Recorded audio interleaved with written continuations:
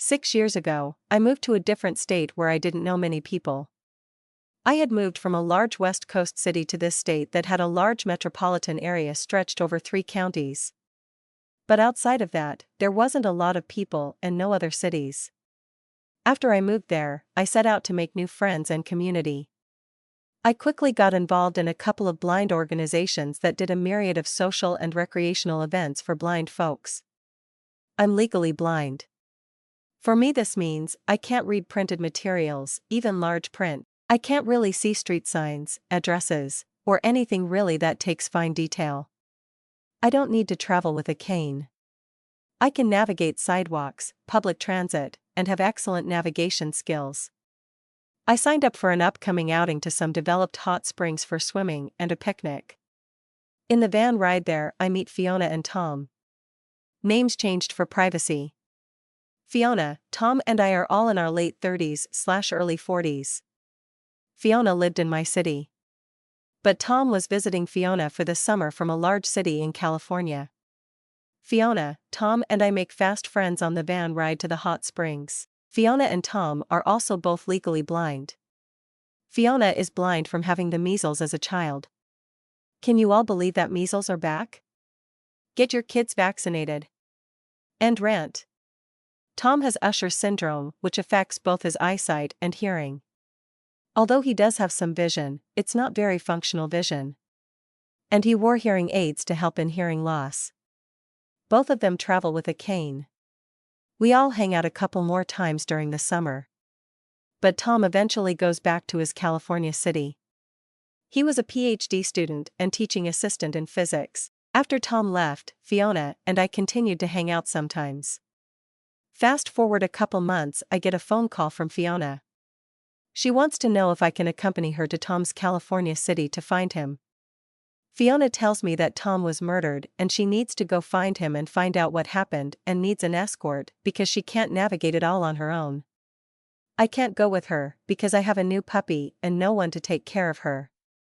So I set out to help Fiona. However, I can from where we live a few states away. This is where I should also say that both Tom and Fiona are originally from small Asian countries and immigrated to the US as children. English isn't either of their first language. This can sometimes take a little work on my part to catch details if accuracy is needed in the conversation. Me, do you mean he is hurt and you need to go find him? Fiona, no, he was murdered. How did you find this out? Fiona had received a Facebook message from Tom's account by a person named James who said he was Tom's reader. And that Tom had been murdered and he wanted to make sure that Fiona knew. Readers are people who help blind folks in academic settings. Reading things written on the board, reading textbooks, handouts, etc., and supposedly James had been Tom's reader for quite some time.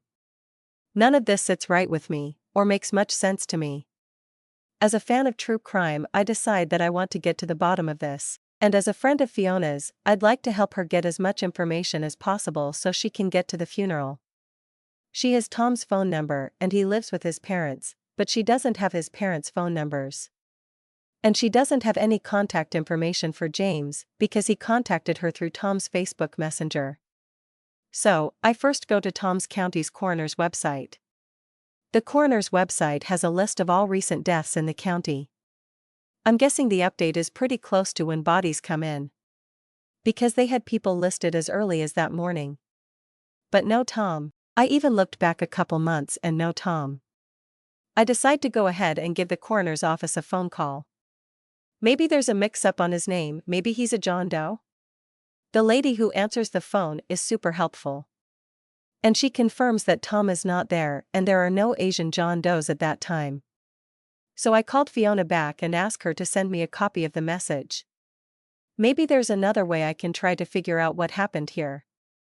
This is a copy of what she sends me. Tom last name, redacted, October 31st, Dear Fiona, last name redacted, I am James, last name redacted, your boyfriend Tom, last name redacted, S. Reader, and I would like to advise you it is with a great sadness that he has been found dead with fatal gunshot head wound and multiple stabbed wounds in a public restroom stall a short distance from his university campus at around 1:40 p.m. local time. The university officials quickly located him after they were told that he did not show up for lunch with another graduate student at Japanese restaurant around noon earlier today. We do not know at this time what has happened to him, but we believe that someone broke in and killed him. We have been told that his personal cell phone, personal identification card, and possibly other belongings are stolen from him. I just wanted to notify you of this because it is required by your boyfriend's written wishes in event of an unexpected death. Thank you, James, last name redacted. I personally think this message is super fishy. But Fiona is still upset and wants to know what's going on here. I get this gut feeling, did this dude really fake his own death to break up with Fiona? But I quickly push it down, because what kind of monster thinks that way when a friend's boyfriend dies? So I call the school security office. I ask if there's been a death or a shooting or stabbing on campus, maybe in a bathroom. The answer to all of my questions is no. The security office has no knowledge of any violence on campus in the preceding days. So we've got no dead Tom, and no shootings, stabbings, or any violence at Tom's school. Just a cryptic message from Tom's own account, supposedly crafted by a paid reader. So I'm back to square one here. I called Fiona up again and tell her that I think the best thing to do is call a welfare check.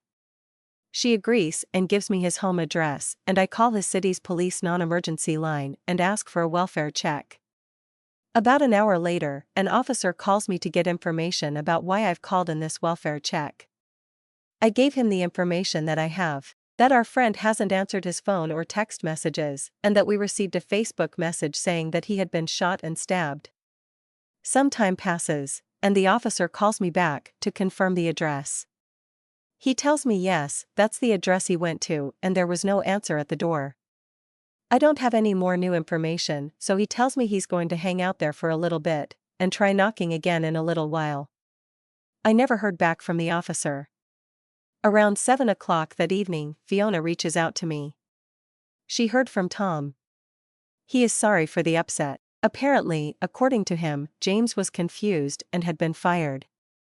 I couldn't get any more information out of Fiona other than that. I don't think she pressed Tom on it at all. She started out that morning thinking he had been brutally murdered, and went to bed knowing that her boyfriend tried to fake his own death to break up with her.